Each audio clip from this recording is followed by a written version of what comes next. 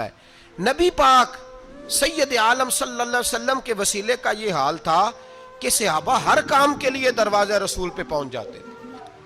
پیاس لگی تو حضور کے پاس، بھوک لگی تو نبی پاک کے پاس، حضرت ابو ہریرہ کو حافظہ چاہیے تو نبی پاک کے پاس، کسی کو اولاد کی ضرورت ہے تو وہ رسول پاک کے پاس، کسی کو طاقت کی ضرورت ہے تو وہ بھی نبی پاک کے پاس۔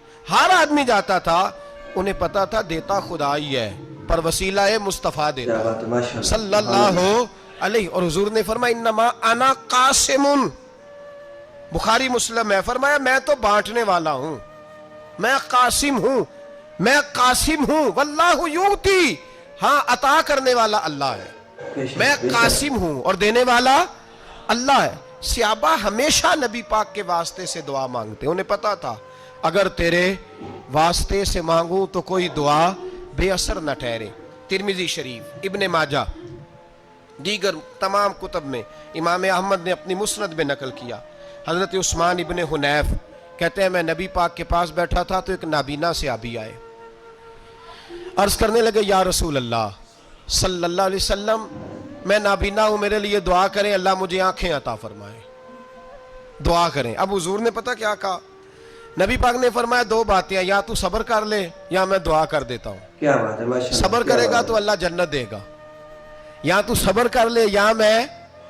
صحابی بڑے پیارے تھے، کہنے لگے یا رسول اللہ جنت تو اللہ اپنے فضل سے دے گا ہی، میں نے نہیں صبر کرنا، مجھے آنکھیں چاہیے۔ کیا بات ہے، اور پھر یہاں آ کے صبر کروں، این خزانے کے پاس جا کے صبر کروں، حضور میں نہیں صبر کرتا، اب دعا کریں۔ نبی پاک نے دعا سکھائی، فرمایا دو نفل پڑھ جا کے اور دو نفل پڑھ کے میرے وسیلے سے دعا کر۔ کیا کر؟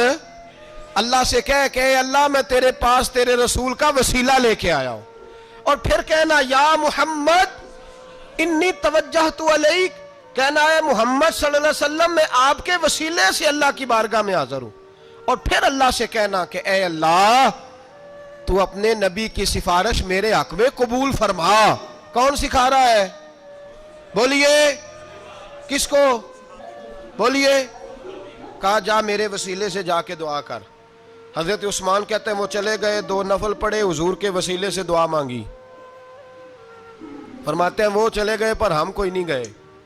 آپ کیوں نہیں گئے؟ اللہ اکبر۔ تو صحابہ کا نظریہ بتاتا ہے کہ وہ گئے اس لیے نہیں کہ ہم حضور کا معجزہ دیکھ کے ہی جائیں گے، کہتے ہیں ہم گئے نہیں۔